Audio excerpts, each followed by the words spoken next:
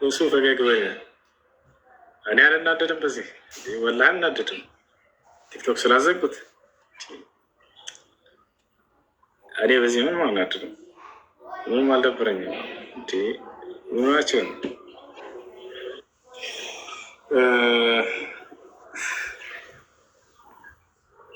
ለማንኛውም ያው ፈገግ ለማንኛውም እንዴት የምታደርገው ያንተ ለብሶ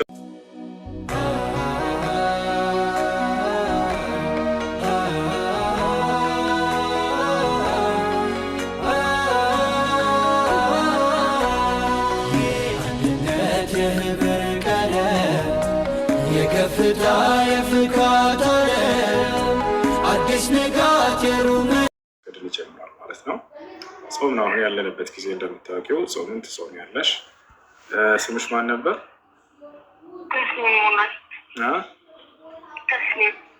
የመጀመሪያ ስምሽ ልደት። እሺ አሁን ተስሊም የሚለውን ስም መርጠሻል? መልካም። እሺ ሙስበርች ጥያቄዎች ምናምን ካሉሽ በዚህ ጠይቅኝ። እሺ አመሰግናለሁ። እሺ እሺ፣ መልካም ጊዜ ሆነልሽ።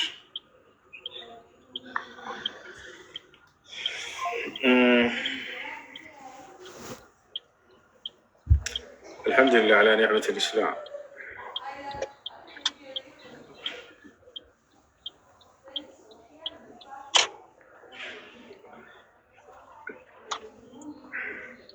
ይጋባል እኮ ትልቅ ደስታ ይጋባል። እኔ አሁን የሚሰማኝ ፊሊንግ አንድ ሰው ሻሃዳ ሲል ሸይጣነ ለኩም ዐዱወን ፈተኺዙሁ ዐዱዋ ኢነማ የድዑ ሒዝበሁ ሊየኩኑ ሚን አስሓብ።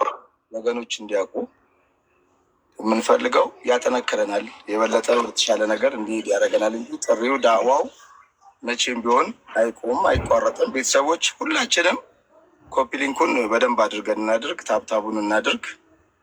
ከኛ የሚጠበቀውን ኃላፊነት እንወጣ። ያጀማ ከሪፖርት አካውንት መጉዳት ከጀመሩ ቆይተዋል። ይሄ ቆዮ ደግሞ አንዳንድ ቁጥር በመጻፍ ብዙ ጊዜ እኔ በኮመንት ይሄን ነገር እንዳይጻፍ አድርጉ ስንል የኛው ልጆች ትንሽ ክፍተት አለብን። አንዳንድ ቁጥር በተደጋጋሚ የሚጻፉ ቁጥሮች አካውንቱ ላይ ሪፖርት ነው እየተደረገ ያለውና ይህን ነገር አውቀን እንደውም የተሻለ ነገር ቴሌቪዥን ጣቢያ እንዴት ዱባይ ሊቆም እንደሚችል የሚቻልበት መንገድ ካለ ሹራ እናድርግና ቴሌቪዥን ጣቢያ የሚቆምበትን መንገድ ወደ ጣቢያ የምናድግበት መንገድ እንደውም የተሻለ እልህና ጥንካሬ ላይ ነው የምንገባው እንጂ ይሄ ምንም የሚያደክመን ወይም የሚያስቆመን ነገር እንዳልሆነ እንድታውቁ ወገኖች። እኛ እያደረግን ያለ ነው የመዳንን ስራ ሀቅን መንገድ የማሳየት የነቢያትን መንገድ የማሳየት እንጂ ሌላ ነገር የለም፣ ሌላ አጀንዳም የለውም። ይህንን ደግሞ አውቃችሁ ሁላችሁም መልካሙን ብታደርጉ መልካም ፍሬ ለባለቤቱ ናት እና ሁሱ ወንድማችን ኢንሻአላህ የበለጠ ያጠነክራል፣ የበለጠ እንጠነክራለን። ቤተሰቦችህ የበለጠ ከቲክቶክ አካውንት ወደ ቴሌቪዥን ጣቢያ የምናድግበትን ኢንሻአላህ በቅርብ ቀን ይህንን ነገር ይሄ ጀማ እንድታስቡ እፈልጋለሁ ሁላችንም። ምናልባት ዱባይ ላይ እንዴት ሊተከል እንደሚችል ቴሌቪዥን ጣቢያ እንዴት ይቋቋማል፣ ያ እንዴት ነው የምናደርገው፣ ቻሌንጁንስ እንዴት እንጀምራለን የምትሉ እውቀት ያላችሁ ሰዎች በጣቢያ ላይ እውቀት ያላችሁ ልምዱ ያላችሁ ይህን ነገር ልናደርግ እንችላለን የምትሉ ንጹህ ወንድሞች በቅንነት አውሮፓም ያላችሁ አሜሪካም ሌላ ቦታም ያላችሁ ሀገር ቤትም ያላችሁ እኔ ኢንሻአላህ በአጭር ጊዜ ይህ ነገር ሁላችንም እይታችን እንድናስተካከልና ጠንካራ እንድንሆንም ያደርገን። እኔ በእኔ ሀሳብ ቤተሰብ ምን እንደሚል ባላቅም ወደ ቴሌቪዥን ጣቢያ ማደግ አለበት፣ ያድጋልም። ጠንካራ ቤተሰብ አለን፣ ጠንካራ እህትና ወንድሞች አሉን፣ ጀግኖች አሉ። በዛ ምናልባት እዛ ሀገር ላይ ምን ያስፈልጋል የሚለውን እናንተ ነው የምታውቁት። እውቀት አለን የምትሉ ሰዎች አናግሩን። ወደ ቴሌቪዥን ጣቢያ የምናድግበትን ቲቪ ቻናል ላይ ሳተላይት ላይ የምንገባበትን መንገድ እውቀት ያላችሁ በእውቀት አግዙን ነው የምለው እኔ። ይህ ጉዳይ እልህና ቁጭት ነው። ቁጭቱ ምንድን ነው? ለእውቀት ባልተቤቶች ሀቅን ለሚፈልጉ መዳንን ለሚፈልጉ ሞች እንደርሳለን፣ አናቆምም ለማለት ነው።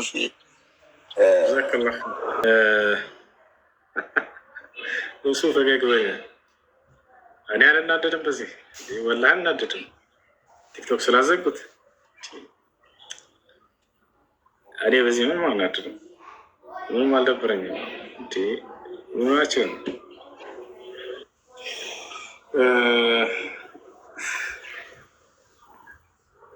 ለማንኛውም ያው ፈወድ ለማንኛውም እንዴት የምታደርገው ያን ትለብሰዋለህ። እሺ እና ሙቂም ከሆንክ እስከ 24 ሰዓቱ ድረስ ካልሲው መውለቅ የለበትም። ከወለቀ ውዱ እንደገና ስለምታደርግ ማለት ነው። ካልወለቀስ ካልሲውን ካላወለቅከው ልክ 3 ሰዓት በደረሰ ቁጥር ልክ ዙሁር ሲደርስ ለምሳሌ ውዱ ፈታ ከሆነ እንዴት ነው የምታደርገው? ውዱ ፈታ ለምሳሌ ሰውየው እስትንጃም የለውም ሽንት ቤት ሄደ እንበል። እሺ እስትንጃ ያደርጋል። ውዱ ሲያደርግም እንዲሁም ሙሉ ውዱ ያደርግና እግሩ ላይ ሲደርስ ካልሲውን አታወልቀው። ገብቶሃል አይደለ? ካልሲውን አታወልቀው። የቀኝ ካልሲን ከላይ በኩል እንደዚህ ታብሳለህ፣ ከዚህ እግርህን ታብሳለህ። አሶብሮም ላይ ቢሆን ልክ በዚህ መልኩ፣ መግሪብም ዒሻም ላይ በዚሁ ትቀጥላለህ ማለት ነው። ልክ ቀጣይ ሱብሒ ላይ ሁለተኛ ቀጥላለሁኝ ካልክ እንደገና አንተ እንደ ትላንቱ ካልሲውን እንደገና አውልቀህ ሙሉ ውዱ አድርገህ ትቀጥላለህ። ይህ ሙቂም ለሆነ ሰው ነው፣ አንድ ቀን ከነ ሌሊቱ። ለሙሳፊር ከሆነ ግን ካልሲውን እስካላወለቀ ድረስ 3 ቀን ከነ ሌሊቱ ድረስ መቀጠል ትችላለህ።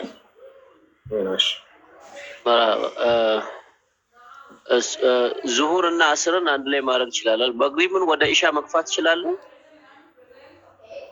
ይቻላል፣ ችግር የለም። አይሆንም እንትናን ነው መግሪብን በወቅቱ መስገድ አለብህ። ዒሻን ወደዚህ ጠጋ አድርገህ መግሪብን እንደሰገድክ ወደ ዒሻን 2 ረካት ትሰግዳለህ እንጂ መግሪብን ወደ ኢሻ መግፋት አልችልም። ኧረ ጀዛከላህ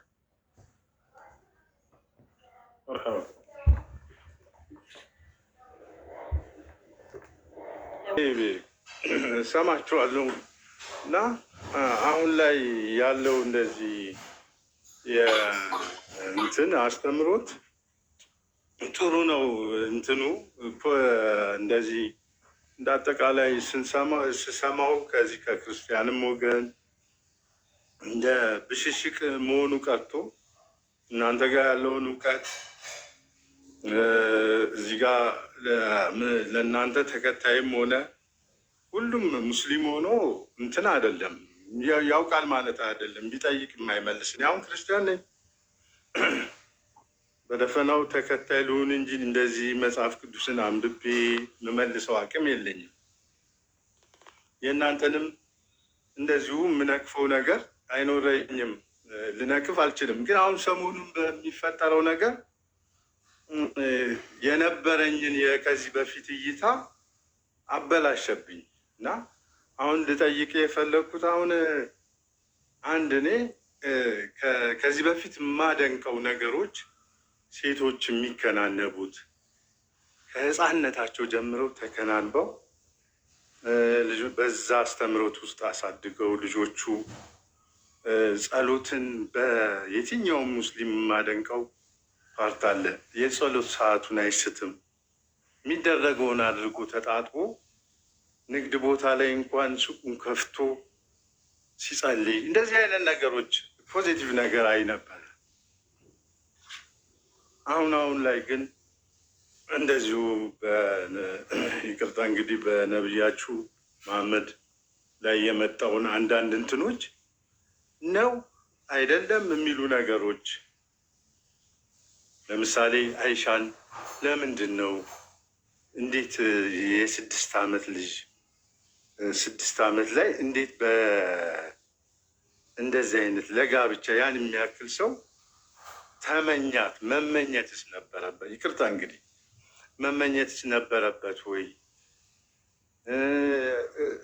9 ዓመትስ ላይ ለምን እንደዚህ አይነት ይሄን የሚያብራሩ ነገሮች ብታስተምሩ ትክክል ነው አይደለም? ለምን ሆነ? ለመለስ በጣም ጥሩ። በስንት ዓመት ማግባት አለበት ይላል መጽሐፍ? እኔ አሁን ለአቅመ ሔዋን አንድ ሴት ስትደርስ ኖርማሊ ባይብል ላይ ስፔሲፊክ የተቀመጠ ነገር አላውቅም፣ ግን እንደዚህ በመኖር የማውቀው ነገር ለአቅመ ሔዋን የደረሰች ሴት ለአቅመ ሔዋን የደረሰች ሴት አነሰ ቢባል ሚኒመም 14 እና 15 ነው። ያም ለትዳር ብቁ አይደለችም። ልጅነትን ፔሪድ የምን ማስረጃ? የሚል ባይብል ላይ መጽሐፍ አይ እኔ እናንተ በመኖር ነው። እኔ አሁን ባይብል ላይ እኔ ጠያቂ ነው እያወራን ያለ ነው። ዮኒ ቆይ አንዴ ይኸው አተንዝዛው እና ስለ ሃይማኖት ነው አይደል? ስለ ባህል አይደለም የምናወራው። ባህል አይደለም። እንደሱ ከሆነ አንዴ ለመተቸት ቢያንስ ከአንተ ዘንድ ያ ነገር እኔ ትችት ላይ አይደለሁም የገባሁት። እኔ እናንተ ስንኖር ነው ወገናችን ነብይ ሆኖ ያን ያክል ሰው ምናምን ያልቀረ ይሄ ትችት ማለት ይሄ እኮ ነው። ስለዚህ አንተ በመጽሐፍህ ሴት ልጅ በዚህ ዓመቷ ነው ማግባት ያለባት የሚል ህግ አለህ ወይ? አይ እኔ አሁን ባይብል ላይ እንደ ህግ የተቀመጠውን ባይብልን ዲቴል አላውቅም። መጀመሪያ ብያለሁ። ግን በመኖር ውስጥ የሰው ልጅ ሲኖር በህይወት እዚህ ምድር ላይ ስንኖር አንተም ሆንክ እኔም ልጅ አድርሼ እሺ የነቢያችን ሰለላሁ ዐለይሂ ወሰለም እና የአይሻ ትዳር አንደኛ መጽሐፍ ቅዱስ ላይ የትኛውም ቦታ ላይ ሴት ልጅን በዚህ ዓመቷ ታግባ የሚል ህግ የለም። ከኦሪት ዘፍጥረት እስከ ራዕይ ድረስ የለም። ገባችኋል? አንደኛ። ሁለተኛ አንድ ሴት ልጅ ለአቅመ ሔዋን ደርሳ መሆን አለበት የምታገበት። ይህን አላህ ስብሐነ ወተዓላ በቁርአን ላይ ወብተሉል የታማ ሐታ ኢዛ በለጉ ኒካህ ወኢዛ በለገ አልአጥፋሉ ሚንኩም ልሑሉም እያለ ይናገራል። እና ይህ ሴት ልጅ ለአቅመ ሔዋን መድረሷን የሚያመላክቱ ምልክቶች እነዚያ ነገራቶች ላይ በአይሻ ላይ ተስተውለዋል ወይ ነው ጥያቄው። በደንብ ተስተውለዋል። አንደኛ ተክለ ሰውነት። ሴት ልጅ ምናልባት በእድሜ አይደለም እድሜዋ ትንሽ ሆኖ ሰውነቷ ትልቅ ልትሆን የምትችል ትኖራለች። እድሜዋ ትልቅ ሆኖ ሰውነቷ ደግሞ ትንሽዬ ልትሆን ትችላለች። ገብቷቸዋል አይደል? የእናታችን አይሻ ደግሞ ከራሷ አንደበት እንስማ እስኪ ምን እንዳለች። ሶሒህ አቡ ዳውድ ላይ በተዘገበ ሐዲስ እናታችን አይሻ አላህ መልካም ስራዋን ይውደድላት ምን አለች? ነቢዩ ሰለላሁ ዐለይሂ ወሰለምን ከማግባቴ በፊት ሰውነትን የሚያፋፋ የሚያወፍር የሚያሰባ ምግቦችን እናቴ እየቀመመች ትመግበኝ ነበር። ይሄም ተሳካላት፣ እኔም ሰባህ ወፈርኩኝ አደግኩኝ ብላ ተናገረች። አንዲት ወጣት ሴት የምትደርስበት ተክለ ሰውነት ላይ እንደደረሰች ቃል በቃል ራሷ መስክራለች። አንደኛ ይሄ። ሁለተኛ የወር አበባ ማየት ይህ ከመድረሷ ምልክት ነው። አይታለች ወይ? አዎ። ይህን ራሷ ስትመሰክር ጥቅልል አድርጋ በዘመኗ ስለነበሩ ሴቶች ስትናገር ኢዛ በለገት ልብንት 9 ሲኒን ፈሂየ እምረአ አለች።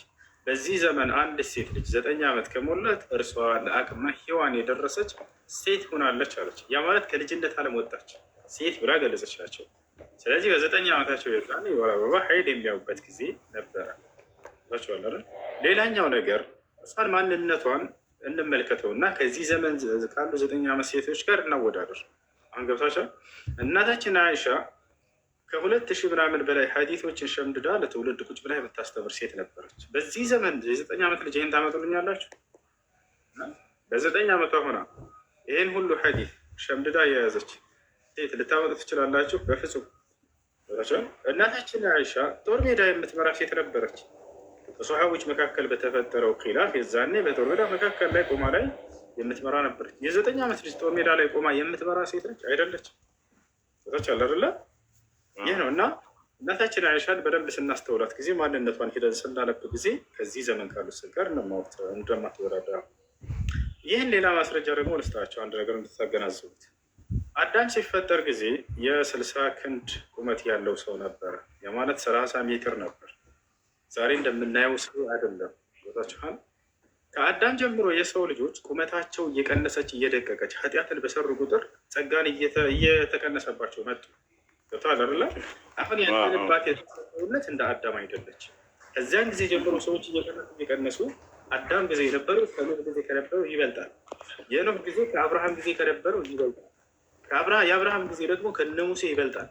የነ ሙሴ ደግሞ ከነ ነቢ ሰለላሁ ዐለይሂ ወሰለም ጊዜ ይበልጣል። የነቢ ሰለላሁ ዐለይሂ ወሰለም ዘመን ማለት የዛሬ 1446 ዓመት በፊት የነበሩ ትውልድ ናቸው። አያ አይደለ? ከአሁኑ ጋር የሚገናኙ አይደሉም። የአዳም ቁመት እንደዚያ እንደነበረ ማስረጃ ምንድን ነው ከተባለ ቡኻሪና ሙስሊም ላይ የተዘገበ ሐዲስ ነቢያችን ሰለላሁ ዐለይሂ ወሰለም ምናሉ? خلق الله آدم يعني 60 ذراعا አላህ አደምን 60 ክንድ አድርጎ ፈጠረው። 30 ሜትር ሰው ነበር። የአደም ዘመን ሰው ዛሬ ላይ ቢመጣ ለእርሱ የምትሆን ሚስት ያገኛል አያገኝም? የ30 ሜትር ሰው ዛሬ ቢመጣ ለእርሱ የምትሆን ሚስት አያገኝም። ለምን 50 ዓመት ሴት አታመጣም? አትሆነውም። 2 ሜትር የማትሞላ ያላቸው ናቸው። አየህ ከአዳም ጀምሮ ሰዎች ኃጢአትን ባደረጉ ቁጥር በምድር ላይ ሰውነታቸው እየቀነሰች እዚህ ደርሳለች። ስለዚህ የዛሬ 1446 ዓመት በፊት የነበረችዋን ከዛሬዋ ጋር መወዳደር እንደማንችል ያሳየናል። የራሷን ማንነቷ ስናየው በቃ እኔ ወጣት ሴት የምደርስበት ተክለ ሰውነት ላይ ደርሻለሁ ብላ የተናገረችው ሐዲስ ይህን ይመስላል። እኔ ጥያቄ በጥሩ ሁኔታ እንደውም አሁን ተበላሽቶብኝ የነበረውን ኢሜጅ አስተካክለልኛል። አንድ ሌላ ተጨማሪ ጥያቄ የምጠይቅ ደግሞ ጋብቻ ላይ ከአንድ በላይ ያው አቅም ካለው ቅድም እንትን ስትሉ በረምብ ሰምቻለሁ። ማስተዳደር ከቻለ ካልቻለ እንደውም አንድም አይፈቅድም። ጥሩ አባባ አቅም አንድ ሴክስ የማድረግ ነው ወይስ የማኖር አቅም ነው? ሁለተኛ ደግሞ ሴቶቹ ላይስ ምን ይፈጥራል? ሁለተኛ ሶስተኛ ሆና አንድ ሰው እንትን ሲያደርጋቸው ሴቶቻችሁ ላይ የሚፈጥረው ነገር የለም ወይ? እችኛዋን ፓርት ሰውየው በመጀመሪያ ልናውቅ የሚገባው ነገር አምላክ ለምንድን ነው ከአንድ በላይ መደንገግን የፈለገው? አምላክ የደነገገው አንደኛ ለዚህ ትውልድ ብቻ አይደለም፣ ላለፉትም ለነቢያትና ለትውልዶቻቸው ተደንግጎ የነበር ነገር አዲስ አይደለም፣ ብርቅ አይደለም። አምላክ ሲናገር ምን ይላል? በሱረቱ ራዕድ ላይ ወለቀድ አርሰልና ረሱለን ሚን ቀብሊከ ወጀዐልና ለሁም አዝዋጀን ወዙርያ ይላል። ሙሐመድ ሆይ በእርግጥም ከአንተ በፊት ነቢያቶችን ልኬያለሁኝ አለ፣ ለእነርሱም ሚስቶችንና መልካም ዘሮችንም አድርጌላቸዋለሁ አለ። አያርላ ያለፉት ነቢያቶችን አምላክ ራሱ እንደደነገገላቸው ተናገረ። ቀጥሎ የተናገረውን አስተውለው ለምን ዓላማ እንደሆነ ከአንድ በላይ እንዲያገቡ የደነገገበት ምን አለ? መልካም ዘሮችንም አደረግኩላቸው አለ። አንድ ሙስሊም ከአንድ በላይ እንዲያገባ የተደነገገው የግል ስሜት ጥሙን የወሲብ ጥሙን ለማርካት አይደለም። አምላክ ይህን ታሳቢነት አድርጎ በፍጹም አይደነግግም። ቶታል አይደል? ይሄ ልናውቅ ይገባል። ወደ ዓላማው ምንድን ነው ከተባለ ቀጥሎ እዛው ሲናገር መልካም ዘሮችን አፍርተው እነዚህ አማኝ ትውልዶች እንዲሄዱ ዘንድ ብቻ ነው። ቶታል አብርሃም እነ ይስሐቅን ወለደ፣ ከሌላ ደግሞ እስማኤልን ወለደ። እነዚያ ደግሞ መልካም ዘሮችን አፍርተው ይሄዳሉ። ቶታል አሁንም አማኝ የሆነ ሰው የነቢያትን ሕግና ስርዓት የያዘ አካል ለትውልዶቹ መልካም አርአያ የሚሆኑ መልካም ዘሮችን አፍርቶ መሄዱ ይህን ስለሚፈልግ ነው አምላክ። ነቢዩ ሙሐመድ ሰለላሁ ዐለይሂ ወሰለም ሐዲስ ላይ ሲናገሩ ተዘወጁ ልወዱድ ልወዱድ ፈኢኒ ሙካሲሩን ቢኩም ልኡመም የውም ልቅያማ ነው። አግቡ ወላድ ነው ተወዳጅ የሆነችውን አግቡ ካሉ በኋላ የማግባትን ሚስጥር ከበስተጀርባው የተፈለገበትን ዓላማ ተናገሩ። እኔ የትንሣኤ ቀን በርካታ አማኝ ትውልዶችን አፍራታቸው በመምጣታቸው እደሰትባቸዋለሁ ብላሉ። ያ ነው። ይሄም ፍላጎት እንዳለ ሆኖ መስፈርቶች አሉት። ዝም ብሎ የሚደነገግ ነገር አይደለም። መስፈርቶች አሉት፣ ከባባድ መስፈርቶች። እነዚህን ከተወጣ ነው ሰውየው ሊያገባ የሚችለው። እንደኛ የማስተዳደር አቅሙ ሊኖረው ይገባል። የማስተዳደር አቅሙ ቅድም እንዳልከው ወሲብ ይሄ መስፈርት አይደለም። ያ ማለት በቃ የማድረግ እንትን ችሎታ ስላለኝ ላግባ ብሎ እንትን ማለት መደጋገም አይችልም። አንድም ራሱ የማይገባበት ጊዜ ሊኖር ይችላል። የማስተዳደር አቅሙና ችሎታ ሲኖረው ጊዜ ነው አንደኛ መስፈርት እሱ ነው። ይህን አላህ በቁርአንም ላይ ነቢ ሰለላሁ ዐለይሂ ወሰለም በሐዲስም ላይ ተናግረዋል። አላህ በቁርአን ላይ አርጃሉ ቀዋሙና ዐለ ኒሳ ይላል። ባሎች የሚስቶቻቸው አስተዳዳሪዎች ናቸው ይላል። የማስተዳደር አቅምና ችሎታ ሊኖረው ይገባል። ነቢያችን ሰለላሁ ዐለይሂ ወሰለም በሐዲስ ላይ ሲናገሩ ምን አሉ? ያ መዕሸረ ሸባብ መን ስተጣዐ ሚንኩም ልባአተ ፈልየተዘወጅ አሉ። እናንተ የወጣት ስብስቦች ሆይ ከእናንተ የጋብቻን ጣጣ መቋቋም የሚችል ካለ እርሱ ብቻ ያግባሉ። ያረላ ካልቻለ ማግባት አይችልም፣ አይፈቀድለትም። የሰው ህይወት በራሱ ህይወት ላይ ጨምሮ እርሷን ሊያጨናንቃት አይገባም። ያንን እንትን ሊል ይገባል። ለማስተዳደር አቅሙና ችሎታው ችሎታ ስላለው ብቻ ማግባት ይችላል ወይ? ላ አይችልም፣ አይችልም። አቅሙ ዓለምን የሚሞላ ገንዘብ ቢኖረውም ራሱ ይሄ በቂ አይደለም። ሌላኛው መስፈርት ምንድን ነው? ፍትሃዊነት። አንዳንድ ሰው ሲያገባ ጊዜ አይተህ ከሆነ የመጀመሪያ ሚስቱን ትውት ያደርጋትና ወደ ሁለተኛዋ ሚስቷ ላይ ሄዶ ይላተማል። ያችን ይረሳል፣ እንደሌለች ሁሉ ያደርጋል፣ ይንቃታል። ይህን የሚያደርግ ከሆነ አይፈቀድለትም። አላህ ስብሐነሁ ወተዓላ ፈኢን ኺፍቱም አላ ተዕዲሉ ፈዋሒደተን፣ ፍትሃዊ አልሆንም ብላችሁ ከፈራችሁ ግን አንዲት ብቻ አግቡ። ከዚህ በላይ ቢያገባ በዚህ ሰው ላይ ሐራም ነው፣ ክልክል ነው። ፍትሃዊ ባይሆን ያንን ሐቃቸውን መብታቸውን ባያሟላ ምን ይጠብቀዋል ከተባለ አንደኛ የአላህን ሕግና ስርዓት ጥሷል፣ ወንጀለኛ ተብሎ ይመደባል። ሁለተኛ የትንሣኤ ቀን ቅጣት አለበት። ነቢያችን ሰለላሁ ዐለይሂ ወሰለም ሲናገሩ ምን አሉ? من كانت عنده امرأتان في الدنيا فلم يعدل بينهما جاء يوم القيامة يشقه ساقط አሉ። በሌላ ዘገባ ላይ من كانت عنده امرأتان في الدنيا فمال إلى إحداهما جاء يوم القيامة يشقهما ይላሉ። በምድራዊ ህይወቱ ላይ ሲኖር ሁለት ሚስቶች ኖረውት በመካከላቸው ፍትሃዊ ያልሆነ ባል ነገ የትንሣኤ ቀን አንድ ጎኑ ተቆርጦ በአንድ ጎኑ ይነሳል። ስለዚህ ቅጣቱ ይጠብቀዋል። እና ዋናው ሀሳቤና ዓላማው አምላክ ለነቢያትም ለአማኝ ትውልድ ይሄ ሲደነግግ ጊዜ መልካም ትውልድን ከማፍራት ከሚል አንጻር እንጂ የወሲብ ጥብን ለማርቀት ከሚለው አይደለም። ለዚህማ እንዴት ትበቃለች? ምን ያደርግ ነው እና ያንተ ሀሳቤ ልናደርግ